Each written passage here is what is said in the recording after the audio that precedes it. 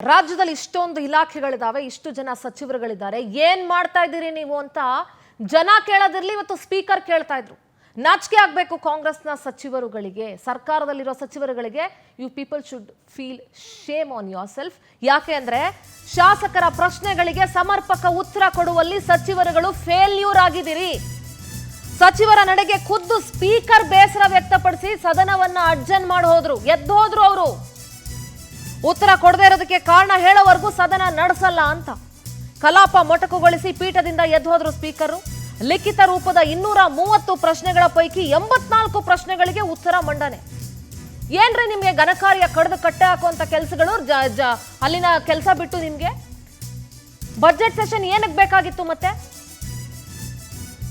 ಲಕ್ಷಾಂತರ ರೂಪಾಯಿ ಕೋಟ್ಯಾಂತರ ರೂಪಾಯಿ ದುಡ್ಡು ಖರ್ಚು ಮಾಡಿಕೊಂಡು ಬಜೆಟ್ ಸೆಷನ್ ಏನಕ್ಕೆ ಬೇಕಾಗಿತ್ತು? ಪರಮೇಶ್ವರ್ ಅವ್ರು ಹೇಳ್ತಾರೆ 230 ಪ್ರಶ್ನೆಗಳಿಗೆ ನಾವು ದೊಡ್ಡ ಸಾಧನೆ ಮಾಡಿದೀವಿ, 84 ಉತ್ತರ ಮಂಡಿಸ್ಬಿಟ್ಟು ಅಂತ ಹೇಳಿ. ಸರ್ಕಾರಕ್ಕೆ ನಾಚಿಕೆ ಆಗಲ್ವಾ? ಎಸ್, ವಿಪಕ್ಷ ಹೇಳಿದೆ ಸರ್ಕಾರ ಸತ್ತು ಹೋಗಿದೆ, ತಿಥಿ ಮಾಡಬೇಕು ಅಂತ. ಇನ್ನೇನ್ ಮಾಡ್ತಾರೆ? ಇವತ್ತು ವಿಪಕ್ಷ ಹೇಳ್ತಾ ಇದೆ, ನಾಳೆ ಜನ ಹೇಳ್ತಾರೆ ಅದನ್ನ.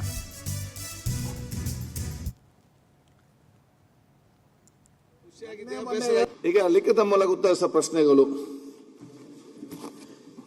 ಮಾನ್ಯ ಅಧ್ಯಕ್ಷರೇ, ದಿನಾಂಕ 16/3/26 10ನೇ ಪಟ್ಟಿಯಿಂದ ಸದನದಲ್ಲಿ ಲಿಖಿತ ಮೂಲಕ ಉತ್ತರಿಸುವ 230 ಪ್ರಶ್ನೆಗಳ ಪೈಕಿ 84 ಪ್ರಶ್ನೆಗಳ ಉತ್ತರಗಳನ್ನು ಸದನದಲ್ಲಿ ಮಂಡಿಸುತ್ತಿದ್ದೇನೆ. ಸ್ವಲ್ಪ ಇಂಪ್ರೂವ್ ಆಗಿದೆ. ಅಷ್ಟು ಇಂಪ್ರೂವ್ ಆಗಿದೆ ಸರ್. 50% ಇಲ್ಲ. ಆಯ್ತು. ಈಗ 4ನೇ ಸರಿ, ಇವತ್ತು 5ನೇ ಸರಿ ವಾರ್ನಿಂಗ್. ಆಯ್ತು, ಒಂದ್ ಸೆಕೆಂಡ್. 5th ಟೈಮ್ ಮಾಡ್ಬಿಡಿ, ಅದೊಂದು ರೆಕಾರ್ಡ್ ಆಗ್ಲಿ. ಸುರೇಶ್, ಒಂದ್ ಸೆಕೆಂಡ್. ಇವತ್ತು ಯಾಕಂದ್ರೆ ಕೇಳಿ, ಪರ್ಸೆಂಟೇಜ್ ಬೇಡ ಅಂದ್ರೆ ಯಾವ್ದ್ರಲ್ಲಿ ಇದು ಮಂತ್ರಿಗಳು ಮತ್ತು ಸರ್ಕಾರ ಸತ್ತೋಗಿದೆ. ಶ್ರೀನಿವಾಸ್, ತಿಥಿ ಮಾಡಬೇಕು, ಸತ್ತೋಗ್ಬಿಟ್ಟಿದೆ. ಆಯ್ತು, ನಾನ್ ಮೊನ್ನೆ ತಿಥಿ ಕಾರ್ಡ್ ತೋರಿಸ್ತೆ, ಯಾವ್ದೋ ತಿಥಿ ಕಾರ್ಡ್ ತೋರಿಸ್ತೆ, ಹಂಗಾಗ್ಬಿಟ್ಟಿದ್ದು. ಈಗ ಉತ್ತರ ಕೊಡೋದ್ರಿಂದ ಖುಷಿಯಾಗಿದೆ. ಅವ್ರು ಯಾರು ಒಬ್ರು ಎಚ್ಚೆತ್ಕೊಂಡಿಲ್ಲ ನೋಡಿ ಅಧಿಕಾರಿಗಳು. ಈಗ ಬಂದ್ ಕೂತ್ಕೊಂತಾರೆ ನೋಡಿ, ಈಗ ದೇವ್ರ ತರ ಆರಾಮ್ಸೆ ಮನೆಗೆ ಹೊರಟೋತಾರೆ. Find A solution. ಬೆನ್ನಲ್ಲೇ ಸಚಿವರ ಮೇಲೆ ಸ್ಪೀಕರ್ ಖಾದರ್ ಗರಂ ಆಗಿದ್ರು. ಸಚಿವರು ಹೀಗಾದ್ರೆ ಹೇಗೆ ಅಂತ ಕೇಳಿದ್ರು. 3 ಬಾರಿ ಹೇಳಿದ್ರು ಸುಧಾರಣೆ ಕಾಣಿಸ್ತಾ ಇಲ್ಲ. ಸಂಬಂಧಪಟ್ಟಂತ ಸಚಿವರು ಬಂದು ಸ್ಪಷ್ಟನೆ, ಕಾರಣ ಕೊಡ್ಲೇಬೇಕು ಅಂತ ಸ್ಪೀಕರ್ ಬಿಗಿಪಟ್ಟು ಹಿಡಿದ್ರು. ಅಲ್ಲಿವರೆಗೂ ಸದನ ನಡೆಸಲ್ಲ ಅಂತ ಎದ್ದು ಹೋದ್ರು. ಬಳಿಕ ಸಿಎಂ ಸಿದ್ದರಾಮಯ್ಯ ನೇತೃತ್ವದಲ್ಲಿ ಒಂದು ಸಂಧಾನ ಸಭೆ ಕೂಡ ನಡೀತು. ಸಚಿವರಿಗೆ ಉತ್ತರ ಒದಗಿಸ್ತಾ ಇಲ್ಲ ಅಂತ 3 ಅಧಿಕಾರಿಗಳನ್ನ ಸಸ್ಪೆಂಡ್ ಮಾಡಿದ್ರೆ, ಅಲ್ಲಿ ಕೈ ತೊಳ್ಕೊಂಡ್ಬಿಟ್ರಿ, ಒಂದು ಕಣ್ಣಿಗೆ ಅದೇನೋ ಇದು ಮೂಗು ಬೆಣ್ಣೆ ಸೌರದು ಅಂದಂಗೆ ಮಾಡಿದ್ರಿ. ಎತ್ತಿಗೆ ಜ್ವರ ಬಂದ್ರೆ ಎಮ್ಮೆಗೆ ಬರ ಅನ್ನೋ ತರ ರಾಜ್ಯ ಸರ್ಕಾರದ ನಡೆ ಇದೆ. ಅದ್ರಲ್ಲೇನು ಪ್ರಶ್ನೆ ಏನಿಲ್ಲ. ಅದರಲ್ಲಿ ರಾಜ್ಯ ಸರ್ಕಾರದ ನಡೆ ಇರೋದೇ ಹಂಗೆ. ನಿಮ್ಮ ಸಚಿವರುಗಳದ್ದು ಏನೇ ತಪ್ಪಿರ್ಲಿ ಅದನ್ನ ಬದಿಗಿಟ್ಟು ಅಧಿಕಾರಿಗಳನ್ನ ಸಸ್ಪೆಂಡ್ ಮಾಡ್ಬಿಡೋದು. ಏನಾರಾಗ್ಲಿ ಅಧಿಕಾರಿನ ಸಸ್ಪೆಂಡ್ ಮಾಡ್ಬಿಡೋದು. ಏನ್ ನಿಮ್ಮ MLAಗಳು ಮಿನಿಸ್ಟರ್ಗಳು ಏನೆಲ್ಲ 100% ಪಕ್ಕ 24 ಅವರ್ಸ್ ಕುತ್ಕೊಂಡು ಜನಸೇವೆ ಮಾಡ್ತಾ ಇರ್ತಾರೆ. 24 ಅವರ್ಸ್ ಕುತ್ಕೊಂಡಲ್ಲಿ ಏನಾಗಿದೆ ಏನೋಗಿದೆ, ಇಲಾಖೆ ಹೆಂಗ್ ನಡೀತಾ ಇದೆ ಅಂತ ನೋಡ್ತಾ ಇರ್ತಾರೆ. ಪದೇ ಪದೇ ಶಾಸಕರ ಕೆಂಗಣ್ಣಿಗೆ ಹಲವು ಸಚಿವರು ಗುರಿ ಆಗ್ತಾ ಇದ್ದಾರೆ. ವಿಪಕ್ಷ ಮಾತ್ರ ಅಲ್ಲ. Note this point if I am saying this. ಆಡಳಿತ ಪಕ್ಷದ ಶಾಸಕರು ಕೂಡ ಸಚಿವರ ಬಗ್ಗೆ ಬೇಸರ ವ್ಯಕ್ತಪಡಿಸ್ತಾ ಇದ್ದಾರೆ. ಹೇಳುವ ತನಕ ಕೂಡ ನಾನು ಯಾಕೆ ಆಗಿದೆ ಆ ಕೊಡ್ತಂದು ಹೇಳುವ ತನಕ ಕೂಡ ನಾನು ಸದನ ನಡೆಸುವುದಿಲ್ಲ. ನಾನು ಎಜೆಂಟ್ ಮಾಡ್ತೇನೆ. ಯಾಕೆ ಆಗಿದೆ ಆ ಕೊಡ್ತಂದು ಹೇಳುವ ತನಕ. ಎಸ್, ನಟರಾಜ್ ಗೌಡ್ರೆ, ಪಂಚರಾಜ್ಯ ಚುನಾವಣೆಗಳ ವಿಚಾರದಲ್ಲೇನೋ ಕಾಂಗ್ರೆಸ್ 100% ಕ್ಲೀನ್ ಹ್ಯಾಂಡು, ಅಷ್ಟು ಚೆನ್ನಾಗಿ ನಾವು ಜನಗಳ ಬೆಂಬಲದಿಂದ ಗೆದ್ದು ಬಂದ್ವಿ, ಬಿಜೆಪಿ ಕಳ್ಳರು, ಸುಳ್ಳು, ಕಳ್ತನ ಮಾಡಿದ್ರು, ಅದು ಮಾಡಿದ್ರು, ಇದು ಮಾಡಿದ್ರು ಅಂತೆಲ್ಲ ಹೇಳಿದ್ರಿ. ಈಗ ನೀವು ಸ್ಪೀಕರ್ ಬಗ್ಗೆ ಒಂದು ಸ್ಪೀಕರ್ ಮಾಡಿದ ತಪ್ಪು ಅಂತ ಹೇಳ್ಬೇಕು ನೀವು, ಇಲ್ಲ ಸ್ಪೀಕರ್ ಮಾಡಿದ ಸರಿ, ನಮ್ಮ ಸಚಿವರು ಸರಿ ಇಲ್ಲ ಅಂತ ಹೇಳ್ಬೇಕು. ಏನ್ ಹೇಳ್ತೀರಿ? ಸ್ಪೀಕರ್ ಮಾಡೋದು ಸರಿ ಇದೆ ರೀ. ಯಾಕಂದ್ರೆ ನೋಡಿ, ಸರ್ಕಾರ ಅಂದ್ರೆ ಈಗ ಮಂತ್ರಿಗಳ ಜವಾಬ್ದಾರಿ ಏನು, ಸದನ ಅಂದ್ರೆ ಜವಾಬ್ದಾರಿ ಏನು, ಸದನದ ಅಗತ್ಯ ಏನು? ಸದನದ ಅಗತ್ಯ ಯಾವುದೇ ವಿರೋಧ ಪಕ್ಷದ ಶಾಸಕರಾಗ್ಲಿ, ಕಾಂಗ್ರೆಸ್ ಪಕ್ಷದ ಶಾಸಕರಾಗ್ಲಿ, ಆಯುಧ ಪಕ್ಷ ಶಾಸಕರದ್ದು ಕೂಡ ಪ್ರಶ್ನೆಗಳಿದ್ದಾವರೊಳಗೆ, ವಿರೋಧ ಪಕ್ಷ ಶಾಸಕರದ್ದು ಕೂಡ ಪ್ರಶ್ನೆಗಳಿದ್ದಾವರೊಳಗೆ. ಪ್ರಶ್ನೆಗಳಿಗೆ ಉತ್ತರ ಕೊಡಬೇಕಾದ್ದು ಆ ಇಲಾಖೆ, ಆ ಮಂತ್ರಿ, ಕಾರ್ಯದರ್ಶಿ ಅವರ ಹೊಣೆಗಾರಿಕೆ, ಅವರ ಜವಾಬ್ದಾರಿ. ಈಗ 230ಕ್ಕೆ ಬರೀ ಕೇವಲ 80 ಉತ್ತರ ಕೊಟ್ಟಿದೆ, ಮಿಕ್ಕಿದ್ ಕೊಟ್ಟಿಲ್ಲ ಅಂದ್ರೆ ನ್ಯಾಚುರಲಿ ಅವ್ರಿಗೆ ಅಂತಲ್ಲ, ಆಡಳಿತ ಪಕ್ಷ ನಮಗೂ ಕೂಡ ಇದು ಸರಿಯಲ್ಲ ಅಂತ ಅನ್ಸುತ್ತೆ. ಯಾಕಂದ್ರೆ ಏನೋ ಇನ್ನೂ 2 ದಿನ ಟೈಮ್ ತಗೊಳ್ಳಿ, ಇಲ್ಲ 3 ದಿನ ಟೈಮ್ ತಗೊಳ್ಳಿ, ಮಿಕ್ಕಿದೆಲ್ಲ ಕೊಡ್ತೀವಿ ಅಂತ ಹೇಳಿ 150 180 ಉತ್ತರ ಕೊಟ್ಟಿದ್ರೆ ಹೌದಪ್ಪ ಇದು ಕರೆಕ್ಟ್ ಆಗಿದೆ ಅಂತ ಹೇಳ್ಬೋದು. ಹಾಗಾಗಿ ಇದರೊಳಗೆ ಯಾವ ರೀತಿ ಇದರೊಳಗೆ ನೋ ಚೌಕಾಶಿ ನೋ ಸಮಜಾಯಿಸಿ, ಇದರೊಳಗೆ ಯಾವೇ ರೀತಿಯ ಕ್ಷಮಿಸಿ ಇದೇನು ಓಕೆ ಸಾರಿ ಆಡಿಯೋ ಬರ್ತಾ ಇದೆ ಕೇಳಿಸ್ತದೆ ಹೇಳಿ. ಓಕೆ, ಯಾವುದೇ ರೀತಿಯ ಸಮಜಾಯಿಸಿ ಇಲ್ಲ.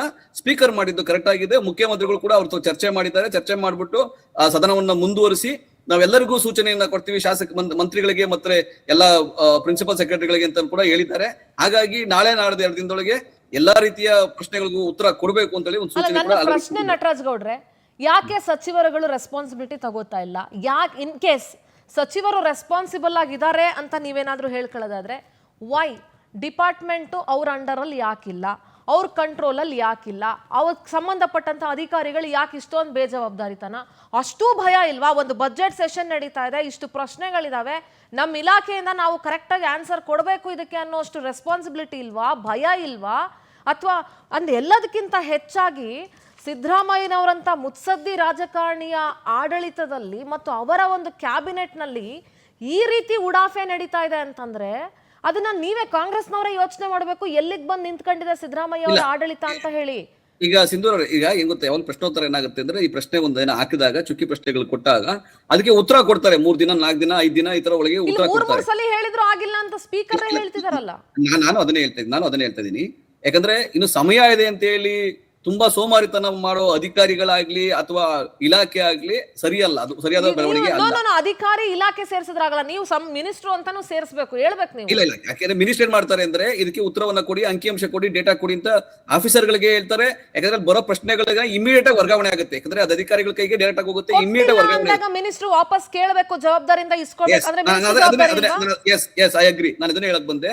ಯಾಕಂದ್ರೆ ಯಾವ ಅಧಿಕಾರಿ ತಡ ಮಾಡ್ತಾರೆ ಅವ್ರ ಮೇಲೆ ನಾವು ಕ್ರಮನೂ ತಗೋಬೇಕಾಗ್ತದೆ, ಮತ್ತೆ ಇಮಿಡಿಯೇಟ್ ನಾವು ಉತ್ತರ ಪಡ್ಕೋಬೇಕಾಗ್ತದೆ. ಇಲ್ಲಾಂದ್ರೆ ಈ ರೀತಿಯಾಗಿ ಬಿಟ್ರೆ ತಡ ಆದ್ರೆ ಇನ್ನು ಕೊನೆ ದಿನ ಇದೆ, ಇನ್ನು 3 ದಿನ ಇದೆ, ಇನ್ನು 4 ದಿನ ಇದೆ, 5 ದಿನ ಇದೆ ಅಂತ ಹೇಳಿ ತಡ ಮಾಡ್ಕೊಂಡು ಹೋದ್ರೆ ಅದು ಸಮಂಜಸವಾದ ಆಡಳಿತ ಆಗೋದಿಲ್ಲ. ಖಂಡಿತವಾಗಿ ಇವತ್ತು ಸ್ಪೀಕರ್ ಮಾಡೋ ನಡೆ ಸರಿನೇ ಇದೆ. ಅದು ಆಡಳಿತ ಪಕ್ಷದವರಿಗೆ ಎಚ್ಚರಿಕೆ ಆಗಬೇಕು, ಮಂತ್ರಿಗಳಾಗ್ಬೋದು, ಅಧಿಕಾರಿಗಳಾಗಬಹುದು ಎಚ್ಚರಿಕೆ ಆಗಬೇಕು, ಮತ್ತೆ ತಕ್ಷಣ ಅದಕ್ಕೆ ಉತ್ತರವನ್ನ ಕೊಡಬೇಕು. ನನ್ನ ಪ್ರಕಾರ ಮುಖ್ಯಮಂತ್ರಿಗಳ ಕಾರ್ಯಾಲಯದಿಂದ ನಮ್ಗೆ ಏನ್ ಮಾಹಿತಿ ಬಂತು ಅಂದ್ರೆ ಮುಖ್ಯಮಂತ್ರಿಗಳು ಸ್ಪೀಕರ್ ತಗೋ ಮಾತಾಡಿದ್ರೆ ಎಲ್ಲ ಮಂತ್ರಿಗಳಿಗೆ ಮತ್ತೆ ಪ್ರಿನ್ಸಿಪಲ್ ಸೆಕ್ರೆಟರಿಸ್ಗೆ ಒಂದು ಸೂಚನೆ ಕೊಟ್ಟಿದ್ದಾರೆ ಮೌಖಿಕವಾಗಿ. ನೀವೆಲ್ಲರೂ 2 ದಿನದ ಒಳಗಾಗಿ ಎಲ್ಲಾ ಪ್ರಶ್ನೆಗಳಿಗೂ ಉತ್ತರವನ್ನ ಒದಗಿಸಲೇಬೇಕು ಅಂತ ಹೇಳಿ ಕಟ್ಟಪ್ಪಣೆ ಮಾಡಿದ್ದಾರೆ ಅಂತ ಮಾಹಿತಿ ಬಂದಿದೆ. ಹಾಗಾಗಿ ತಡ ಮಾಡಿದ್ದು ತಪ್ಪು. ಇನ್ನು 2 ದಿನದ 3 ದಿನದೊಳಗಾದ್ರೂ ಎಲ್ಲಾ ಉತ್ತರವನ್ನ ಕೊಡ್ಲಿ. ಕುಮಾರ ಗೌಡ್ರೆ, ಒಂದು ಸ್ಕೂಲಲ್ಲಿ ಒಂದು LKG ತಗೊಳ್ಳಿ, ಫಸ್ಟ್ ಸ್ಟ್ಯಾಂಡರ್ಡ್ ತಗೊಳ್ಳಿ, ಸ್ಕೂಲಲ್ಲಿ ಒಂದು ಮಗುಗೆ ನಾಳೆ ದಿವಸ ನೀನು ಇಂಥ ಹೋಮ್ವರ್ಕ್ ಮಾಡ್ಕೊಂಡ್ ಬರಬೇಕು ಅಂತ ಟೀಚರ್ ಏನಾದರೂ ಡೈರಿಲೋ ಯಾವುದಾದ್ರೂ ಬುಕ್ಕಲ್ಲೋ ಬರೆದ್ರೆ ಆ ಮಗು ಭಯದಿಂದನೋ ಇಲ್ಲ ಹಠ ಹಿಡ್ದಾದ್ರೂ ನೆಕ್ಸ್ಟ್ ಡೇ ಹೋಗ್ಬೇಕಾದ್ರೆ ಹೋಮ್ವರ್ಕ್ ಮಾಡ್ಕೊಂಡು ಹೋಗುತ್ತೆ. ಇಲ್ಲಪ್ಪ ನಾನು ಹಿಂಗೆ ಹೋದ್ರೆ ನಮ್ಮ ಮೇಷ್ಟ್ರು ಬೈತಾರೆ, ನಮ್ಮ ಮೇಷ್ಟ್ರು ನನಗೆ ಹೊಡಿತಾರೆ ಅನ್ನೋ ಭಯ ಆ ಮಗುಗಿರುತ್ತೆ. ಅಟ್ಲೀಸ್ಟ್ ತಂದೆ ತಾಯಿ ಆದರೂ ಡೈಲಿ ಆ ಡೈರಿ ಚೆಕ್ ಮಾಡ್ತಾರೆ, ನನ್ನ ಮಗುಗೆ ಇವತ್ತು ಏನು ಹೋಮ್ವರ್ಕ್ ಕೊಟ್ಟಿದ್ದಾರೆ, ನಾಳೆ ದಿವಸ ನನ್ನ ಮಗು ಹೋಮ್ವರ್ಕ್ ಮಾಡ್ಕೊಂಡು ಹೋಗಿಲ್ಲ ಅಂದರೆ ನಮ್ಮ ಮಗು ಅಲ್ಲಿ ತಲೆ ತಗ್ಸ್ಬೇಕಾಗತ್ತೆ, ಇಲ್ಲ ನಾವು ಬಯಸ್ಕೋಬೇಕಾಗತ್ತೆ ಸ್ಕೂಲ್ ಮ್ಯಾನೇಜ್ಮೆಂಟ್ ಹತ್ರ ಅನ್ನೋ ಭಯ ಪೇರೆಂಟ್ಸ್ಗಿರುತ್ತೆ, ಮಗುಗಿರುತ್ತೆ. ಅಂಥದ್ರಲ್ಲಿ ಒಂದು ಬಜೆಟ್ ಅಧಿವೇಶನ ನಡಿಬೇಕಾದ್ರೆ, ರಾಜ್ಯದ ಬಜೆಟ್ ಬಗ್ಗೆ ಚರ್ಚೆ ಆಗಬೇಕಾದ್ರೆ, ಹಲವಾರು ಪ್ರಶ್ನೆಗಳು ಬೇರೆ ಬೇರೆ ಶಾಸಕರ ಹತ್ರ ಇರಬೇಕಾದ್ರೆ ರಾಜ್ಯದ ಸಚಿವರುಗಳು ಮತ್ತು ಅವರ ಇಲಾಖೆ ವತಿಯಿಂದ ಸೂಕ್ತ ಉತ್ತರ ಸಿಗಲ್ಲ. ಈವನ್ ಆಫ್ಟರ್ ಸ್ಪೀಕರ್ ಹೇಳಿ 2-3 ಸಲ ವಾರ್ನ್ ಮಾಡಿದ್ರೂ ಕೂಡ ಸರಿಯಾದ ಉತ್ತರ ಸಿಗಲ್ಲ ಅಂತಂದ್ರೆ ಸಚಿವರುಗಳು ಇಲಾಖೆಯಲ್ಲಿ ಕೆಲಸ ಮಾಡಕ್ಕೆ ಅರ್ಹರಲ್ಲ ಅಂತ ಅನ್ಕೋಬೇಕಾ, ಇಲ್ಲ ಉಡಾಫೆ ಅಂತ ಅನ್ಕೋಬೇಕಾ, ಅಥವಾ ಏನ್ ಮಾಡಿದ್ರು ಇದ್ರಲ್ಲಿ ನಡೆಯುತ್ತೆ ಅಂತ ಅಂದ್ಕೋಬೇಕಾ? ಏನ್ ಹೇಳ್ತೀರಿ ನೀವು? ಕರ್ನಾಟಕದ ವಿಧಾನಸಭಾ ಇತಿಹಾಸದಲ್ಲಿ ಇದರಲ್ಲಿ ಮೊದಲನೇ ಬಾರಿಗೆ ಈ ತರದ್ದು ಸ್ಪೀಕರ್, ಆಡಳಿತ ಪಕ್ಷದ ಸ್ಪೀಕರ್ ಬಂದು ಈ ತರ ಆಡಳಿತ ಪಕ್ಷದ ಶಾಸಕರು ಮಂತ್ರಿಗಳು ಅನುಪಸ್ಥಿತಿ ಮತ್ತೆ ಪ್ರಶ್ನೆಗಳಿಗೆ ಉತ್ತರ ಇಲ್ಲ, ಕೊಟ್ಟ ಉತ್ತರಗಳಿಗೆ ಸರಿಯಾದ ಉತ್ತರ ಇಲ್ಲ ಅಂದ್ರೆ ಇದು ಏನಾಗುತ್ತೆ? ಅಹಂಕಾರದ ಆಡಳಿತ. ಮುಖ್ಯಮಂತ್ರಿಗಳು ಎಲ್ಲ ಸಚಿವರಿಗೂ ಪತ್ರ ಬರೆದು ಕಳೆದ ಅಧಿವೇಶನದಲ್ಲಿ ಪತ್ರ ಬರೆದು ಈ ತರ ಅಧಿವೇಶನಕ್ಕೆ ತಮ್ಮ ಇಲಾಖೆಗಳಲ್ಲಿ ಸಮರ್ಪಕವಾದ ಉತ್ತರ ಬರಬೇಕು, ನಾವು ಕರೆಕ್ಟ್ ಹೋಮ್ವರ್ಕ್ ಮಾಡಬೇಕು, ಜನಪ್ರತಿನಿಧಿಗಳಿಗೆ ನಾವು ಜವಾಬ್ದಾರರಾಗಿರುತ್ತೇವೆ, ಜನಪ್ರತಿನಿಧಿಗಳಾದ ಆಳುವ ಪಕ್ಷವೂ ಕೂಡ ವಿರೋಧ ಪಕ್ಷವೂ ಕೂಡ ನಾವು ಜವಾಬ್ದಾರಿಯಾಗಿರುತ್ತೇವೆ ಅಂತ ಪತ್ರ ಬರೆದು ಕೂಡ ಸ್ಪೀಕರ್ ತಮ್ಮ ಸಭಾಧ್ಯಕ್ಷ ಸ್ಥಾನದಿಂದ 4 ಬಾರಿ ಇದ್ರಿಗೆ ಸರ್ಕಾರಕ್ಕೆ ಮನಮುಟ್ಟವಾಗಿ ಹೇಳಿ ಮೃದುವಾಗಿ ಹೇಳಿದ್ರು ಕೂಡ ಅವರ ಮಾತನ್ನು ಲಘುವಾಗಿ ತೆಗೆದುಕೊಂಡು ಉತ್ತರ ನೀಡದೆ ಅಂದ್ರೆ ಇವರಿಗಿಲ್ಲ ಯೋಗ್ಯತೆ ಇಲ್ಲ, ಇವರಿಗೆ ಅದು ಬೇಜವಾಬ್ ಆದ್ರೆ ಯಾರು ನಾವು ಪ್ರಜಾಪ್ರಭುತ್ವದಲ್ಲಿ ಶಾಸಕಾಂಗನೇ ಸರ್ವೋಚ್ಚ ಅಂತ ಕರಿತೀವೋ ಆ ಶಾಸಕಾಂಗದ ಕಗ್ಗೊಲೆ ಮಾಡಿರುವಂಥದ್ದು ಏನ್ ಹೇಳಿರುವಂಥದ್ದು. ಹಾಗಾದ್ರೆ 284 ಪ್ರಶ್ನೆಗೆ 250 ಪ್ರಶ್ನೆಗೆ 84 ಸರಿ ಉತ್ತರ ಅಂತ ಹೇಳಿದಾಗ ಇಟ್ ಈಸ್ ನಾಟ್ ಇವನ್ 50%. ಏನಾಗಾದ್ರೆ ಒಂದು ನಿಮ್ಮ ಇಲಾಖೆಯಲ್ಲಿ ಸಚಿವರುಗಳು ಸರಿಯಾಗಿ ಕೆಲಸ ಮಾಡ್ತಾ ಇಲ್ಲ ಸಚಿವರುಗಳಿಗೆ ತಮ್ಮ ಇಲಾಖೆಯಲ್ಲಿ ಯಾರು ಅಧಿಕಾರಿಗಳಿರ್ತಾರೋ ಅವ್ರ ತಾವಿಂದ ಕೆಲಸ ತಗೊಳಕ್ ಆಗ್ತಾ ಇಲ್ಲ. It is one of this ಇಲ್ಲ ಖಜಾನೆ ಖಾಲಿಯಾಗಿದೆ, ಬರೀ ಶಾಡೋ ರೀಪೇಮೆಂಟ್ಸ್ ಶಾಡೋ ಪೇಮೆಂಟ್ಸ್ ತರ ಬಜೆಟ್ ಅಲ್ಲೆಲ್ಲ ನಂಬರ್ಗಳು ಹಾಕಿದಿರಲ್ಲ, ಆ ನಂಬರ್ಗಳು ಹಾಕ್ಬಿಟ್ಟಾದ್ಮೇಲೆ ಜನರಿಗೆ ಹೇಳಕ್ಕೇನು ಇಲ್ಲ.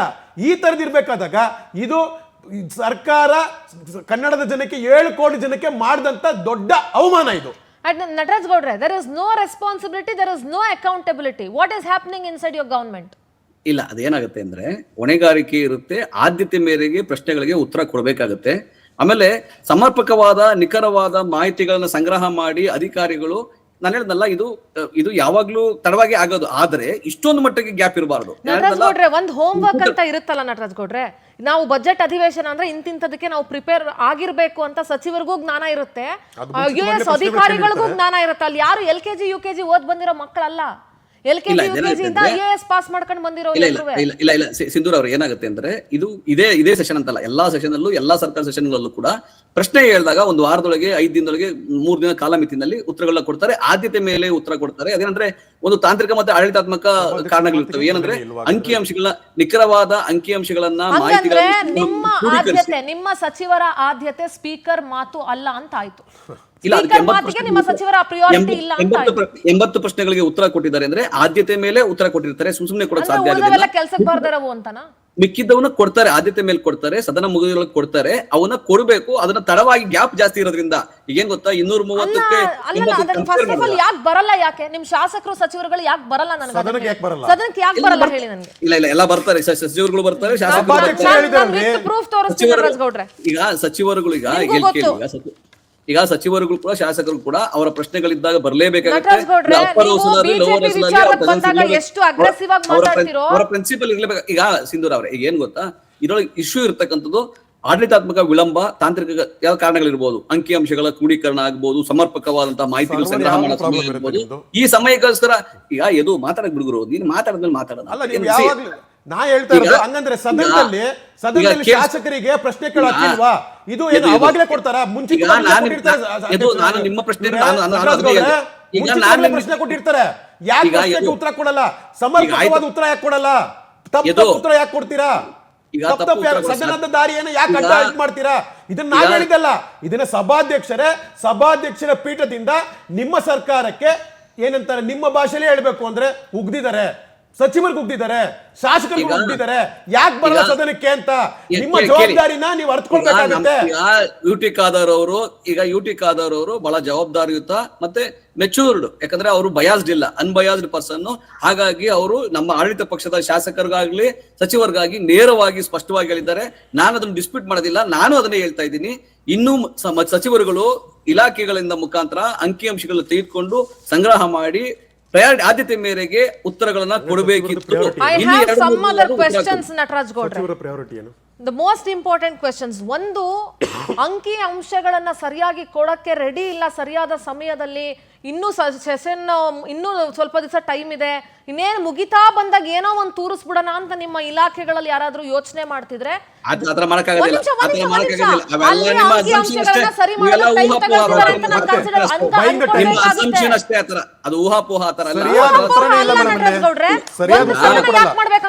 ಸದನ ಯಾಕೆ ಬೇಕು ಹೇಳಿ, ನೀವೇ ಹೇಳಿ. ಈಗ ಸದನ ಆಗಿರೋದಕ್ಕೆ ಬಜೆಟ್ ಮಂಡನೆ, ಈಗ ಬಜೆಟ್ ಮಂಡನೆ ಯಾವಾಗ ಮಾಡ್ತೀರಿ? ಇವಾಗಲೇ ಮಾಡಿದ್ದು ಇದೇ ಬಜೆಟ್ ಮಂಡನೆಯ ಸದನ. ಬಜೆಟ್ ಮಂಡನೆ ಎಷ್ಟು ದಿವಸ ಆಯ್ತು? ಬಜೆಟ್ ಆಯ್ತು, ಅದ್ರ ಬಗ್ಗೆ ಚರ್ಚೆಗಳಾಯ್ತು, ನಿಮ್ಮ ಸಚಿವರುಗಳಿಗೆ ಅಂದ್ರೆ ಅದು ಪ್ರಯಾರಿಟಿ ಮೇಲೆ ಉತ್ತರ ಉತ್ತರ ಕೊಡ್ತಾರೆ. ನಟರಾಜ್ ಗೌಡ್ರ, ಒಂದ್ ನಿಮಿಷ. ನಿಮ್ಮ ಸಚಿವರುಗಳಿಗೆ ಮತ್ತು ನಿಮ್ಮ ಕೆಲವು ಶಾಸಕರುಗಳಿಗಾಗ್ಲಿ, ನಿಮ್ಮ ಮೇನ್ಲಿ ಸಚಿವರುಗಳಿಗೆ ಸಭಾಧ್ಯಕ್ಷರ ಮಾತು ಪ್ರಿಯಾರಿಟಿ ಅಲ್ಲ, ಮತ್ತು ನಿಮ್ಮ ಸ್ವಪಕ್ಷದ ಶಾಸಕರ ಪ್ರಶ್ನೆಗಳು ಅವ್ರಿಗೆ ಪ್ರಿಯಾರಿಟಿ ಅಲ್ಲ, ವಿಪಕ್ಷದ ಶಾಸಕರ ಪ್ರಶ್ನೆಗಳು ಪ್ರಿಯಾರಿಟಿ ಅಲ್ಲ, ಮತ್ತು ನಿಮ್ಮ ಸಚಿವರ ಪ್ರಿಯಾರಿಟಿ ಯಾವುದು ಹೇಳಿ ನನಗೆ? ಅವ್ರ ಪ್ರಿಯಾರಿಟಿ ಯಾವುದು ಹಾಗಾದ್ರೆ? 80 ಉತ್ತರ ಕೊಟ್ಟಿದಾರಲ್ಲ ಅದು ಪ್ರಿಯಾರಿಟಿ ಅಂತಾನೆ. ಇನ್ನು ಮಿಕ್ಕಿದ ಯಾವ್ದು ಪ್ರಿಯಾರಿಟಿ ಲೈನ್ ಅಲ್ಲಿ ಇಲ್ವಾ? ಅಲ್ಲಿಗೆ ಸೀಮಿತ ಮಾಡ್ಕೊಳ್ತಾ ಇದ್ದೀರಾ ನೀವು? ಏನ್ ಮಾತಾಡ್ತೀರಿ ನಟರಾಜ್ ಗೌಡ್ರೆ? ಮಿಕ್ಕಿದ್ದು ಕೊಡ್ತಾರೆ. ಸಿಂಧೂರ್ ಅವರೇ, ನಾನೇನ್ ಮಾತಾಡ್ತಾ ಇದೀನಿ ಸ್ಪಷ್ಟವಾಗಿ ಮಾತಾಡ್ತಾ ಇದೀನಿ. 80 ಉತ್ತರ ಕೊಟ್ಟಿದಾರಲ್ಲ ಅದನ್ನು ಪ್ರಿಯಾರಿಟಿ ತೆಗೆದುಕೊಂಡೇ ಉತ್ತರ ಕೊಟ್ಟಿರ್ತಕ್ಕಂಥದ್ದು. ಮಿಕ್ಕಿದ ಪ್ರಶ್ನೆಗಳು ಕೂಡ ಅದೇ ಪ್ರಿಯಾರಿಟಿನಲ್ಲಿ ಉತ್ತರವನ್ನ ಕೊಡಿ ಅಂತ ನಾವು ಅದೇ ಸಿಂಧೂರ್ ಅವರೇ. ಈಗ ಸಿಂಧೂರ್ ಅವರೇ, ನಾವು ಅದನ್ನೇ ಹೇಳ್ತಾ ಸ್ಪೀಕರ್ಗೆ ಇಲಾಖೆಗಳಿಗೆ ಅದನ್ನೇ ಹೇಳ್ತಾ ಇರ್ತಕ್ಕಂಥದ್ದು. ಇನ್ನೂ ಮಿಕ್ಕಿದ ಎಲ್ಲಾ ಪ್ರಶ್ನೆಗಳಿಗೂ ಕೂಡ ಅದೇ ಆಧಾರದಲ್ಲಿ ಆದ್ಯತೆ ಮೇರೆಗೆ ಮಾಹಿತಿಗಳನ್ನ, ನಿಖರವಾದ ಮಾಹಿತಿಗಳನ್ನ, ಸಮರ್ಪಕವಾದ ಮಾಹಿತಿಗಳನ್ನ ಇಲ್ಲಿವರೆಗೂ ಯಾಕೆ ಏನ್ ಕತ್ತೆ ಕಾಯ್ತಾ ಇದ್ರ ನಿಮ್ಮ ಮಿನಿಸ್ಟರ್ಗಳು? ಇಲ್ಲಿವರೆಗೂ ಯಾಕೆ ಮಾಡ್ಲಿಲ್ಲ ಅವ್ರು ಅದನ್ನ? Why they have not question their officers? ತಗೊಂತಾರೆ. ಈಗ ಸಿಂಧೂರ್ ಅವರೇ, ಈಗ ಯಾಕೆ ಮಾಡಿಲ್ಲ ಅಂತಲ್ಲ, ಮಾಡ್ತಾರೆ, ಮಾಡಬೇಕು.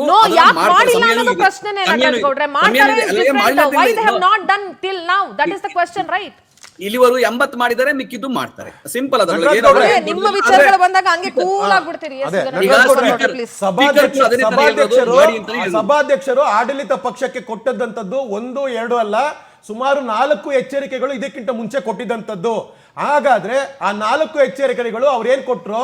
ಸಮಾಧಾನವಾಗಿ ಉತ್ತರ ಕೊಡಬೇಕು, ಸಚಿವರು ಪಾಲ್ಗೊಳ್ಬೇಕು, ಜನಪ್ರತಿನಿಧಿಗಳ ಸಮಸ್ಯೆಗಳಿಗೆ ಉತ್ತರ ನೀಡಬೇಕು ಅನ್ನೋದನ್ನ ಅವ್ರು ಹೇಳಿರುವಂತದ್ದನ್ನ ನೀವು ನಿಮ್ಮ ಆಡಳಿತ ಪಕ್ಷ, ನಿಮ್ಮ ಮಿನಿಸ್ಟರ್ಸ್ಗಳು, ಮುಖ್ಯಮಂತ್ರಿಗಳು ಲಘುವಾಗಿ ತಗೊಂಡ್ರ? ಇಲ್ಲ ಸಚಿವರ ಬೇಜವಾಬ್ದಾರಿತನ. ನಿಮ್ಮ ಆಡಳಿತ ಪಕ್ಷದ ಜನರ ಅವರು ಪ್ರಶ್ನೆನೂ ಇರುತ್ತಾರೆ, ಅವ್ರ ಕ್ಷೇತ್ರದ ಪ್ರಶ್ನೆನೂ ಇರುತ್ತಾರೆ. ಅದು ನಿಮ್ಗೆ ಆ ಪ್ರಯಾರಿಟಿ ಅಲ್ವಾ? ಅದಲ್ಲಿ ಇವಾಗ ಬಜೆಟ್ ನಡೆಸಬೇಕಾದಾಗ ಏನೋ ಇವತ್ತೇ ಪ್ರಶ್ನೆ ಕೊಡ್ತಾರಂತಲ್ಲ, ಪ್ರಶ್ನೆ ತುಂಬಾ ಹಿಂದಿಂದನೇ ಕೊಟ್ಟಿರ್ತಾರೆ. ಅದು ಚುಕ್ಕೆ ಗುರುತಿಂದ ಆಗ್ಬೋದು, ಚುಕ್ಕೆ ರೈತದಾಗ್ಬೋದು. ಅದಕ್ಕೆ ಸಚಿವರುಗಳು ಟೈಮ್ ತಗೊಂತಾರೆ. ನೀವೇನೇ ಸಚಿವರು ತಪ್ಪು ಮಾಡಿದ್ರು ಅದಕ್ಕೆ ಅಧಿಕಾರಿಗಳ ದಂಡ. ಹಾಗಾದ್ರೆ ನೀವು ಅಕೌಂಟಬಿಲಿಟಿ ಅಲ್ವಾ? Your ministers are not accountable.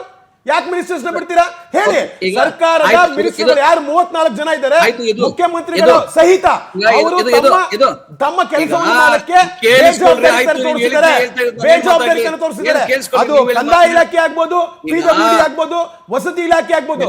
ಈ 3 ಇಲಾಖೆಗಳಲ್ಲಿ ಅತಿ ಹೆಚ್ಚು ಜನಸಾಮಾನ್ಯ ಪ್ರಶ್ನೆ ಇರುವಂತದ್ದು. ಮಾಹಿತಿಗಳನ್ನ ಸಂಗ್ರಹ ಮಾಡಿ ಕೊಟ್ಟಿರ್ತಾರೆ. ಇನ್ನು ಮಿಕ್ಕಿದ ಮಾಹಿತಿಗಳಿಗೆ ಸಂಗ್ರಹ ಮಾಡ್ಲಿಕ್ಕೆ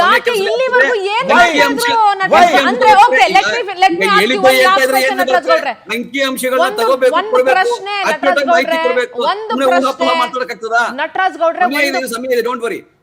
ಗೌಡ್ರೆ, ಒಂದು ಪ್ರಶ್ನೆ. ನೀವೇ ಹೇಳಿದ್ರಿ ಒಂದಷ್ಟು ಮಾಹಿತಿಯನ್ನ ಕಲೆಕ್ಟ್ ಮಾಡ್ಕೊಂಡು ಕೊಡ್ತಾರೆ, ಅದಕ್ಕೆ ಟೈಮ್ ಬೇಕು ಅಂತ ಹೇಳಿದ್ರಿ. ನನ್ನದೊಂದು ಪ್ರಶ್ನೆ ನಟರಾಜ್ ಗೌಡ್ರೆ, ಒಬ್ಬ ಮಿನಿಸ್ಟರ್ಗೆ ಆ ಇಲಾಖೆ, ಫಾರ್ ಎಕ್ಸಾಂಪಲ್ ಕಂದಾಯ ಇಲಾಖೆ, ಏನು ಬಜೆಟ್ ಅಧಿವೇಶನ ಬಂದಾಗ್ಲೇ ಅವರು ಮಾಹಿತಿ ತಗೋಬೇಕಾ? ಡೈಲಿ ಮಾಹಿತಿಗಳು ಸಿಗಲ್ವಾ ಅವ್ರಿಗೆ? ಪ್ರತಿದಿನ ಏನ್ ನಡೀತಿದೆ ಇಲಾಖೆಯಲ್ಲಿ, ಆಗು ಹೋಗುಗಳು ಏನು, ಅದು ರೆಗ್ಯುಲರ್ ಅಪ್ಡೇಟ್ಸ್ ಬರಲ್ವಾ ನಿಮ್ಮ ಮಿನಿಸ್ಟರ್ಗಳಿಗೆ? ಏನ್ ಅವತ್ತಿನ ದಿವಸದ್ದು ಅವತ್ತು ಏನ್ ಇಲ್ಲಿ ಸ್ಪೀಕರ್ ಕುತ್ಕೊಂಡು ಪ್ರಶ್ನೆ ಬರ್ಬೇಕಾದ್ರೆ ಯಾರೋ ಶಾಸಕರು ಪ್ರಶ್ನೆ ಕೇಳ್ಬೇಕಾದ್ರೆ ಮಾಹಿತಿ ತರಿಸ್ಕೊಳ್ಬೇಕೇನ್ರಿ? ಸಿಂಧೂರ್ ಅವರೇ, ಇದೇನು ಪ್ರಥಮ ಬಾರಿಗಲ್ಲ ಈ ತರ ಪ್ರಶ್ನೆಗಳಿಗೆ ನಿಧಾನವಾಗಿ ಉತ್ತರ ಕೊಡುವಂತದ್ದು. ಎಲ್ಲಾ ಸಮಯದಲ್ಲೂ ಪ್ರಥಮ ಬಾರಿ ಸ್ಪೀಕರ್ ನಿಮ್ಗೆ ಮಂಗಳಾರತಿ ಮಾಡಿ ಹೋಗಿರೋದು. ಆಯ್ತು, ಈಗ ನಮ್ಮ ಸ್ಪೀಕರ್ ಎಷ್ಟು ಗ್ರೇಟ್ ಅನ್ನೋದಕ್ಕೆ ಇದು ಉದಾಹರಣೆ. ನಮ್ಮ ಪಕ್ಷದ ನಾಯಕ ಎಂತ ಗ್ರೇಟ್ ಅನ್ನೋದಕ್ಕೆ ಇದು ಉದಾಹರಣೆ.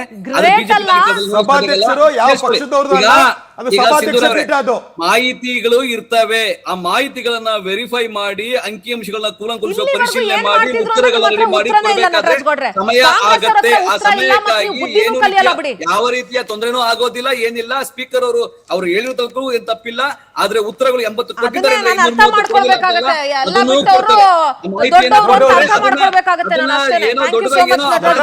ಕಾರ್ಯಕ್ರಮದಲ್ಲಿ ಭಾಗಿಯಾಗುತ್ತೆ. ಸಚಿವರುಗಳು ಹೇಳಿ. Yes, thank you so much Yadukumar ಗೌಡ್ರೆ ಚರ್ಚೆಯಲ್ಲಿ ಭಾಗಿಯಾಗಿ. ಒಟ್ಟಾರೆಯಾಗಿ ಕಾಂಗ್ರೆಸ್ ಪಕ್ಷ ಇವತ್ತು ಕರ್ನಾಟಕದಲ್ಲಿ ಇಷ್ಟು ಸೀಟ್ಗಳನ್ನು ತಗೊಂಡು ಗ್ಯಾರಂಟಿ ಆಸೆ ತೋರಿಸಿ ಅಧಿಕಾರಕ್ಕೆ ಬಂದು ಲೂಟಿ ಮಾಡೋದರ ಜೊತೆಗೆ ಇವತ್ತು ಸ್ಪೀಕರ್ ಹತ್ರನೂ ನೀವು ಮಂಗಳಾರತಿ ಮಾಡಿಸ್ಕೊಳ್ಳೋ ಮಟ್ಟಕ್ಕೆ ಬಂದಿದ್ದೀರಿ ಅಂದರೆ ನಿಜಕ್ಕೂ ನಾಚಿಕೆಗೇಡು. ಸಚಿವರುಗಳು ಎಷ್ಟು ಮಟ್ಟಕ್ಕೆ ಕೆಲಸ ಮಾಡ್ತಿದ್ದೀರಿ ಅನ್ನೋದು ಇದರಲ್ಲಿ ಅರ್ಥ ಆಗ್ತಿದೆ. ಅಡ್ಮಿನಿಸ್ಟ್ರೇಷನ್ ಎಷ್ಟು ಮಟ್ಟಕ್ಕೆ ಹದಗೆಟ್ಟು ಹೋಗಿದೆ ಅನ್ನೋದು ಇದರಲ್ಲಿ ಬಹಳ ಸ್ಪಷ್ಟವಾಗಿ ಅರ್ಥ ಆಗ್ತಿದೆ. Be careful. ಮತ್ತೆ ಹೇಳ್ತಾ ಇದ್ದೀನಿ ಕಾಂಗ್ರೆಸ್ ಅವ್ರಿಗೆ, 2028 ನಿಮಗೆ ಇಷ್ಟು ಈಸಿಯಾಗಿರೋದಿಲ್ಲ. ಲಾಟ್ ಆಫ್ ಚಾಲೆಂಜಸ್ ಹೇಳ್ತಾ ಇದ್ದೀನಿ. ಅಟ್ ದ ಸೇಮ್ ಟೈಮ್ ಮತ್ತೊಮ್ಮೆ ನೀವು ಕನ್ನಡಿಗರನ್ನ ಯಾಮಾರಿಸೋದು ಬಹಳ ಕಷ್ಟ ಇದೆ. ಅಟ್ ದ ಸೇಮ್ ಟೈಮ್ ದಯವಿಟ್ಟು ತೆರಿಗೆ ಹಣ, ಜನ ಬೆವರು ಸುರಿಸ್ಕೊಂಡು ಹೊಟ್ಟೆ ಬಟ್ಟೆ ಕಟ್ಟಿ ತೆರಿಗೆ ಕಟ್ಟಿರ್ತಾರಲ್ಲ, ಅದನ್ನ ಸೆಷನ್ ಹೆಸರಲ್ಲಿ ತಗೊಂಡು ಹೋಗಿ ಅಲ್ಲಷ್ಟು ಕೋಟಿಗಟ್ಟಲೆ ಸುರಿದು ಈ ಥರ ನಿಮ್ಮ ಒಂದು ಉಡಾಫೆತನಗಳಿಗೆ ಅದನ್ನ ಬಳಸ್ಕೊಳ್ಬೇಡಿ ಅಂತ